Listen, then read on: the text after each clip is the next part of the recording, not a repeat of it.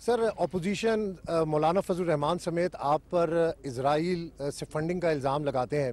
आपकी टीम जो है वो सिर्फ टीवी के ऊपर उनको रिप्लाई करती है। कानूनी टीम आपके पास इतनी बड़ी है, अभी तक उसकी तरफ से कोई कार्रवाई नहीं की गई। और साथ साथ फ्री हैंड दिया था मौलाना साहब को आपने इस्लामाबाद में, वजीर दाखिला से भी आपने मशावरत की थी। बड़ी एक्टिव वजारत दाखिला हमें नज़र आई पिछले 2-3 दिनों में। तो अगला जो PDM का लॉन्ग मार्च होगा यही 2000-3000 लोगों का, तो उसमें भी क्या फ्री हैंड होगा या कोई और स्ट्रेटेजी होगी? PDM को अब दरख्वास्त करूँगा कि आगे से अब आपने कुछ करना ना तो मुझे बता देना, हम थोड़े अपने कारकुन भेज देंगे आपके पास, बजाय वो 500-500 रुपए दे के और बेचारों को, लोगों को धोखे में लाना। हम अपने कारकुनों को कहेंगे जाके हौसला अफजाई कर दें इनकी, क्योंकि मुझे अफसोस होता है, तरस आता है देख के, इतने 11 पार्टीज़ मिल के तो इतने से लोग इकट्ठे करते हैं। और दूसरी चीज़, मौलाना फजल रहमान की तरफ मैं सिर्फ एक बात कहना चाहता हूँ कि ये जितना इस्लाम को नुकसान पहुँचा रहा है ना, कोई दुश्मन नहीं पहुँचा सकता। इस्लाम के नाम पे बेचारे मदरसों के स्टूडेंट्स को ले आते हैं पकड़ के, उनको ये नहीं पता होता वो आए क्यों हैं, उनका कैमरा जाके उनको ये नहीं पता कि जी खड़े क्यों हैं। यानी इस तरह लोग, ये पॉलिटिक्स हो रही है कि आप उनको उठा के ले आते हैं, फिर लोगों को ब्लैकमेल करते हैं, क्योंकि सारी वक्त पावर में सारे डरते थे इससे, तो हमेशा पावर में रहा है। और ये पावर में रहा क्यों है? सिर्फ पता चलवाने कि इसने, इसकी जायदादें कितनी हैं, इसने कितना पैसा बनाया, सिर्फ ये देख लें, ये बता दे कि इसकी अरबों रुपए की जायदाद आई किधर से है। तो वही कोशिश है, एक इसकी दो कोशिश है, एक वापस आना पावर में किसी तरह ताकि फिर पैसा बनाए, और दूसरा ब्लैकमेल करना ताकि मैं इसे इतना खौफजदा हो जाऊं कि ये हम इसको NRO दे दें। ये सारे NRO का ड्रामा कर रहे हैं, और पब्लिक आप हमारी पब्लिक को ये अंडर एस्टिमेट करते हैं। हमारी पब्लिक वो है जो समझदार है, वो अगर हमारी कोई करप्शन बचाएगा, जो लोगों का पैसा लूटेगा उसके खिलाफ तो निकलेंगे, लेकिन किसी की चोरी बचाने के लिए पब्लिक नहीं निकलने लगी। अब मैं आपको आता हूँ ये फॉरेन फंडिंग केस के ऊपर। मैं बड़ा शुक्रगुजार हूँ इस ऑपोजिशन का कि इन्होंने ये केस उठाया है। मैं चाहता हूँ कि अब सबके सामने आए कि तहरीक इंसाफ की फंड रेजिंग किधर से आई, और ये मौलाना फजल रहमान की किधर से आई, और ये दो पार्टीज़ की किधर से आई। सबका दूध का दूध, पानी का पानी होना चाहिए। पता होना चाहिए कि एक पाकिस्तान में पार्टी है जो वाकई पॉलिटिकल फंड रेजिंग करती है। ये जो हमें कहते हैं ना कि जी वो किसी यहूदी का नाम आ गया, पैसे कैसे इकट्ठे करते हैं सारी दुनिया के अंदर पॉलिटिकल पार्टीज़। वो डिनर्स करती हैं, डिनर पे लोग आते हैं, लोग आके टेबल्स खरीदते हैं, उससे पैसे से वो पैसा होता है जो पार्टीज इकट्ठा करती है। सारी दुनिया में ऐसा ही। इन्होंने कैसा पैसा इकट्ठा किया ये बताएं। हमने सारे, हमारे पास 40,000 नाम हैं जिन लोगों ने पैसे दिए हुए हैं, और ये सारे, और ओवरसीज पाकिस्तानी, फॉरेन फंडिंग नहीं है, हमारे ओवरसीज पाकिस्तानियों ने पैसे दिए। इनका मुझे पता है इन्होंने कैसा पैसा इकट्ठा किया, और इंशाल्लाह जैसी जैसी ये चीज़ें इंकशाफ सामने आएगा, सारी कौम को पता चलेगा कि किसने इस मुल्क में सही तरह पैसा इकट्ठा किया। अच्छा सर, रिजवान गिलज़ई एक्सप्रेस न्यूज़ से हूँ।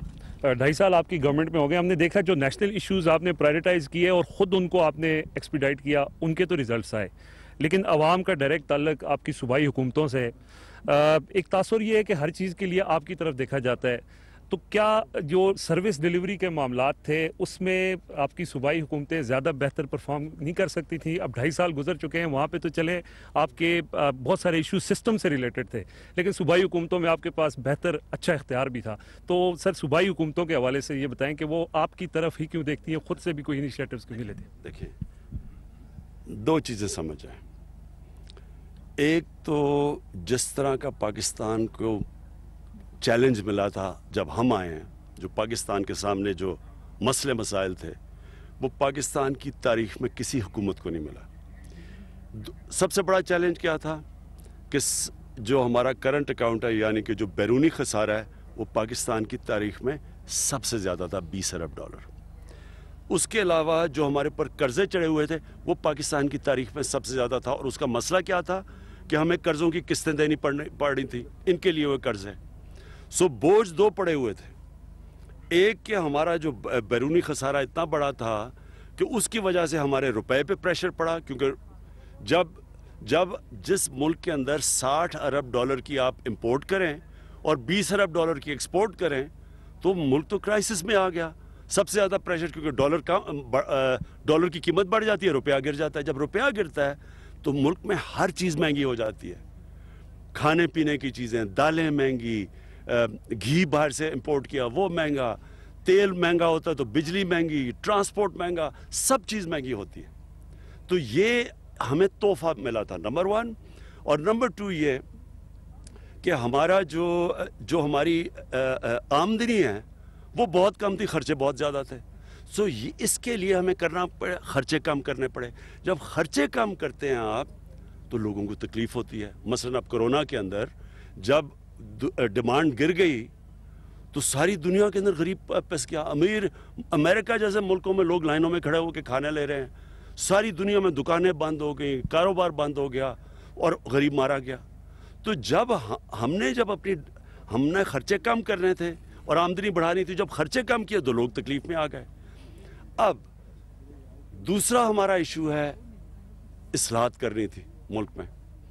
ये याद रखें कि पार्लियामेंट्री डेमोक्रेसी के अंदर अगर आपके पास भारी अक्सरियत ना हो, सारी दुनिया के अंदर आप देख लें कि तकरीबन नामुमकिन है इस्लाहत करना, क्योंकि वो जाके फंस जाती है सेनेट में, बिल आपके पास नहीं होते, और आपकी कोलिशंस होती हैं, आपको उनको भी खुश करना पड़ता है।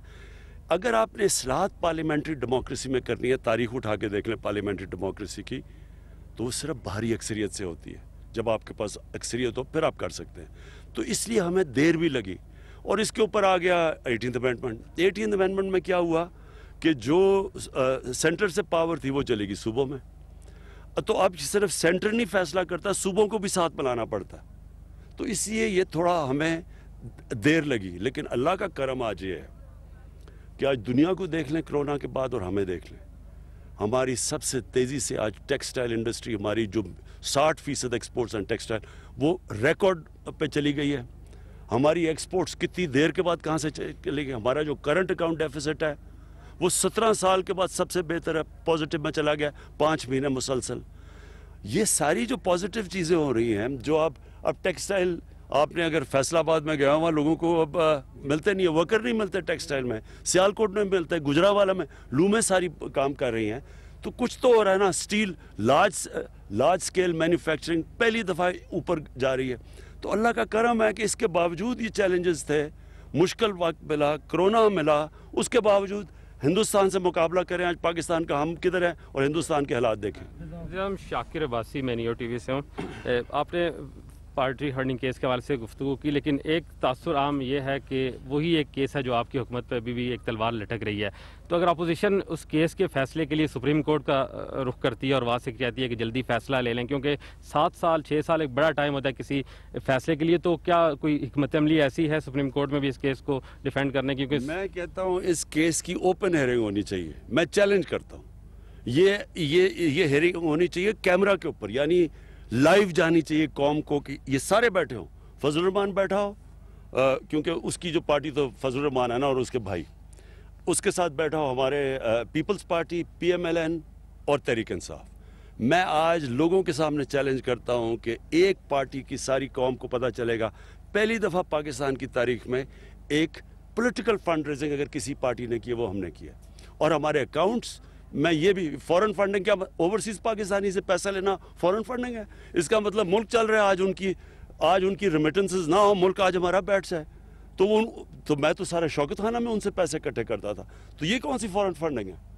फॉरेन फंडिंग तो इनको पता है कौन सी है, इनको पता है, मुझे भी पता है, मैं बता नहीं सकता क्योंकि हमारे उनसे ताल्लुकात है मुल्कों से, जो मुल्क पैसे इनको देते रहे हैं। सर फैज़ान, हम न्यूज़ से मेरा क्वेश्चन ये है कि आज हम जिधर खड़े हैं वाना में, ये एक वक्त था कि यहाँ पे खून बहता था बहुत ज़्यादा और आप भी यहाँ पे आए।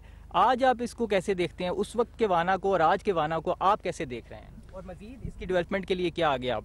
देखें, वाना तो पीछे रह गया था ना, यानी यहाँ गुर्बत तकरीबन 70% लोग गुर्बत की लकीर से नीचे, हर तरह पीछे रह गया था, क्योंकि कबायली इलाके को कोई परवाह करता ही नहीं था। तो कबायली इलाका जिस तरह बलूचिस्तान की परवाह नहीं करता था, ये सब पीछे रह गए हमारे इलाके। तो इसके लिए ख़ास तवज्जो की ज़रूरत है, क्योंकि यहाँ गुर्बत बहुत ज़्यादा है, यहाँ बेरोज़गारी बहुत ज़्यादा है। तो उसके ऊपर मैं इसलिए महमूद खान के साथ आया हूँ, क्योंकि अब तो ये KP का हिस्सा बन चुका है, तो इसके ऊपर हम पूरा जोर लगाएंगे। और फिर ऊपर से वॉर ऑन टेरर आ गई, उसमें और ज़्यादा तबाही मची, तो इंशाल्लाह हम इनके लिए स्पेशल पैकेजेस भी देंगे, इसकी पूरी इसकी ऊपर लाने की कोशिश करेंगे।